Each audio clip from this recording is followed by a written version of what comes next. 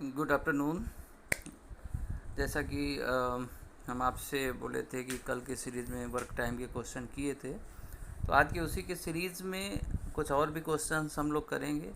ये सब questions exam के लिए बहुत ही इम्पोर्टेंस हैं। इसी टाइप के क्वेश्चंस आपको एग्ज़ाम में मिलते हैं, तो कंसंट्रेट होके आप इन क्वेश्चनों को देखिए और समझने की कोशिश करिए। चलिए, जैसा कि आपको दिया है कि A and B working separately can do a piece of work in 9 days and 12 days respectively. कहने का मतलब है कि अगर ए और बी अलग अलग कार्य करते हैं तो वे क्रमशः 9 दिन और 12 दिन में, मतलब ए 9 दिन में और बी 12 दिन में कार्य समाप्त करता है। फिर बोला है कि ये काम अल्टरनेट करते हैं। अल्टरनेट करने का मतलब है कि एक एक दिन के अंतर में करते हैं। यहाँ पे आपको ये दिया है कि कार्य ए प्रारंभ करता है, तो अगर ए से कार्य प्रारंभ होता है तो सबसे पहले हम लोग क्या करेंगे? सबसे पहले हम लोग करते क्या है कि लिखते हैं कि ए जो है 9 दिन में कार्य कर रहा है, बी जो है 12 दिन में कर रहा है, तो एलसीएम कितना हो गया? एलसीएम हो गया कितना? 36। तो 9 चौक 36 और 12 तियाएँ 36। इसका मतलब ए अकेले एक दिन में 4 कार्य करता है, यही इसकी इफ़िशियंसी होती है। और बी कितने काम करता है? एक दिन में 3 काम करता है।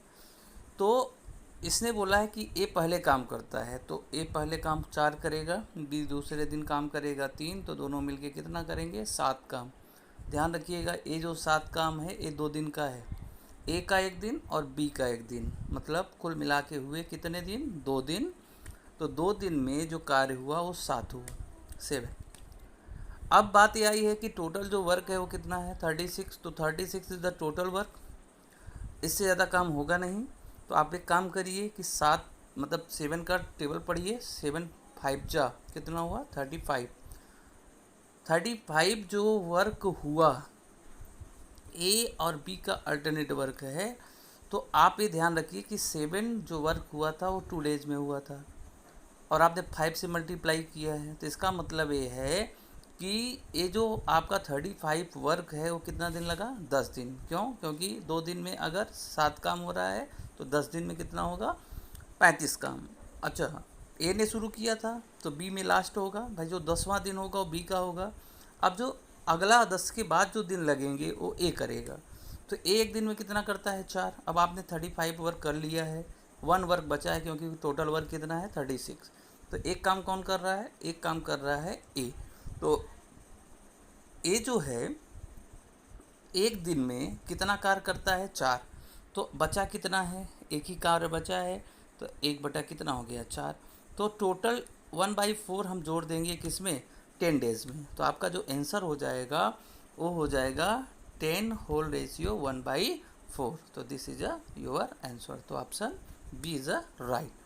तो नेक्स्ट क्वेश्चन, चलिए सेकेंड क्वेश्चन ये है कि Shekhar can do a piece of work in 45 days but Sandeep can do the same work in 5 days less than Shekhar. कहता है कि शेखर जो है किसी कार्य को 45 डेज में करता है, जबकि संदीप उसी कार्य को कितने दिन में करता है? 5 डेज में। 5 डेज लेस देन शेखर, मतलब शेखर ने जो समय लिया था उसे 5 दिन कम में करता है।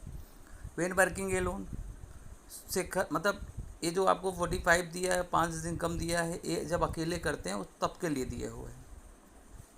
शेखर एंड संदीप बहुत स्टार्टेड द वर्क, शेखर और संदीप ने साथ साथ कार्य किया और कुछ दिन बाद संदीप कार्य छोड़ के चला गया। तो कौन, अब जो बचा काम है वो कौन करेगा? वो करेगा कौन? कौन करेगा? शेखर। लेकिन लिखा हुआ है कि left after some days and Shekhar finish the remaining work in 56 days. और जो शेखर कार्य कर रहा है, जो शेखर कार्य कर रहा है वो अपने हाफ इफिशियंसी से कार्य करेगा और 56 दिन में कार्य समाप्त कर लेगा। तो सबसे पहले हम लोग क्या करते हैं? शेखर का लेते हैं, कितना हो गया? 45 डेज। अब देखिए जब 45 डेज हो गया तो अब आपको क्या करना है? तो क्या करना है? शेखर 45 डेज हो गया, 5 दिन कम लिया है कौन? संदीप। तो 5 दिन कम का मतलब कितना हो गया? 40 हो गया। आपने एलसीएम लिया तो टोटल वर्क कितना हो गया? 360। ये जो 360 है it is a total work. अब इससे ज़्यादा कार्य ज़्यादा होगा नहीं, तो 360 में 45 से डिवाइड करेंगे तो 8 आएगा। ये आपका एफिशिएंसी हो गया, मतलब कार्य हो गया शेखर का एक दिन का। फिर 40 से 360 को डिवाइड करेंगे तो 9 आएगा। एफिशिएंसी हो गई किसकी, संदीप की।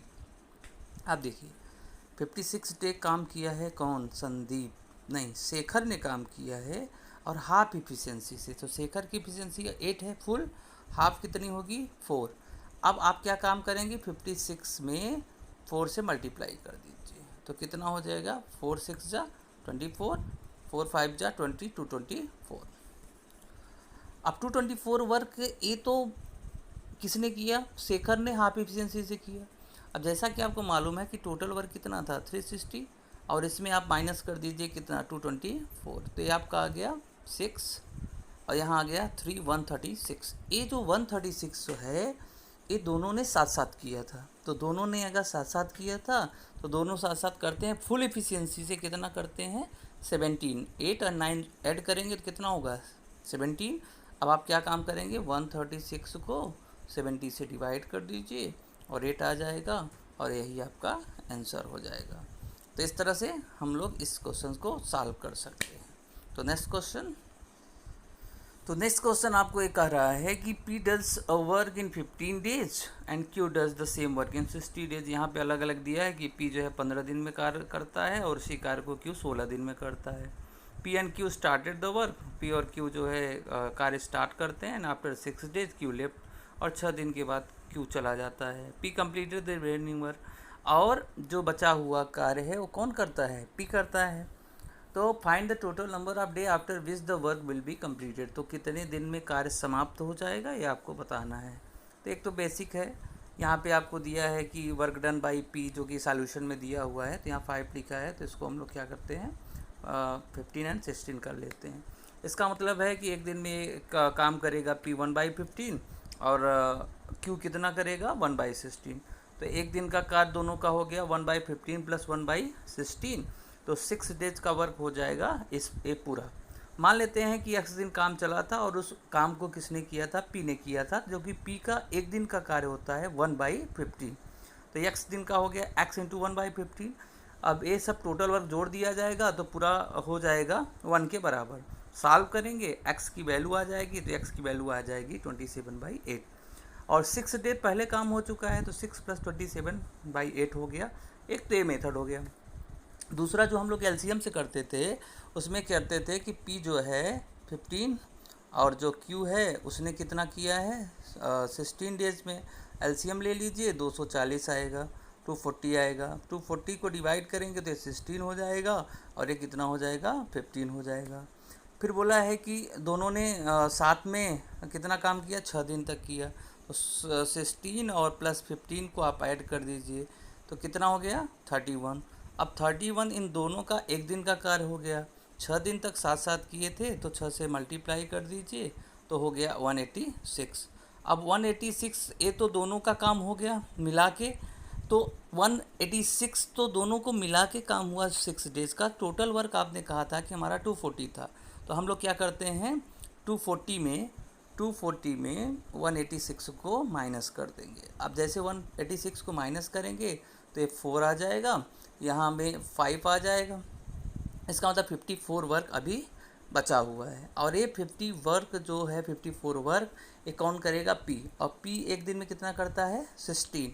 तो 54 डिवाइडेड बाई कितना हो गया 16, जब आप काटेंगे तो 3 डेज, और प्लस अभी 6 बाई कितना आएगा 6/16 आ जाएगा, इसको काटेंगे तो 3 बाई कितना आ जाएगा 8, तो 3 जुड़ जाएगा किसमें 6, क्योंकि 6 दिन P और Q ने पहले ही काम किया है।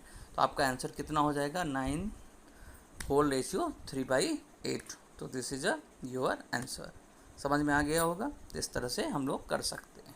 नेक्स्ट क्वेश्चन, चलिए नेक्स्ट क्वेश्चन की तरफ करते हैं। ये भी क्वेश्चन बहुत अच्छा है, एफिशिएंसी के क्वेश्चंस हैं। ऐसे क्वेश्चंस आपको एग्जाम में मिलेंगे, और इन सब क्वेश्चन को दिमाग से करने में बहुत अच्छा रहेगा। अगर आप इसको x मान के करेंगे तो हो सकता है दिक्कत हो जाए, लेकिन इसको हम रेशियो मेथड से ही करेंगे। जैसे लिखा है A is twice as efficient as B, A जो है B से दुगना दक्ष है। एफिशिएंट है and can complete a job 30 days before B, और जो है ए जो है वह बी से 30 दिन पहले कार्य समाप्त कर सकता है।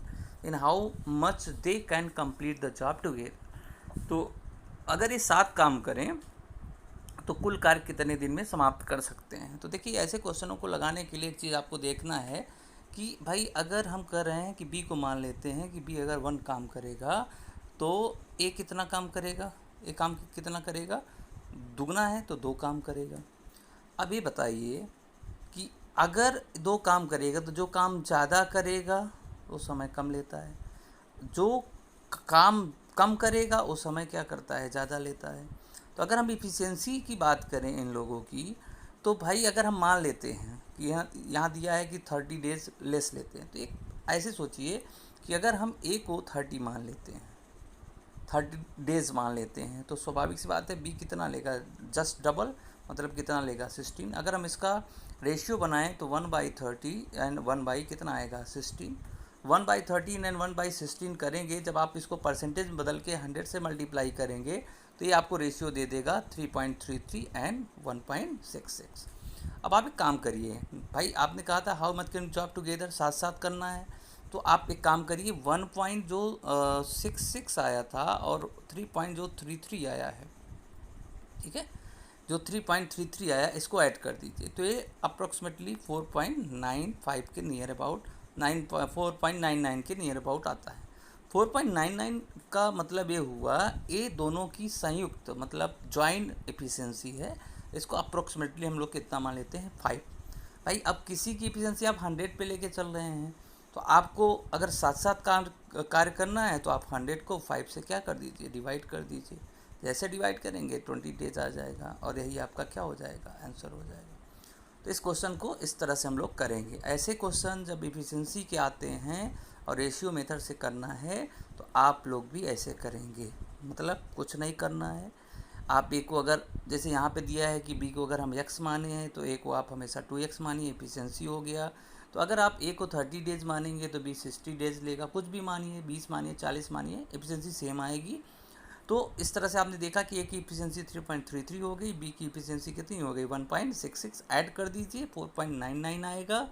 ये जो हुआ ये संयुक्त एफिशिएंसी हो गया।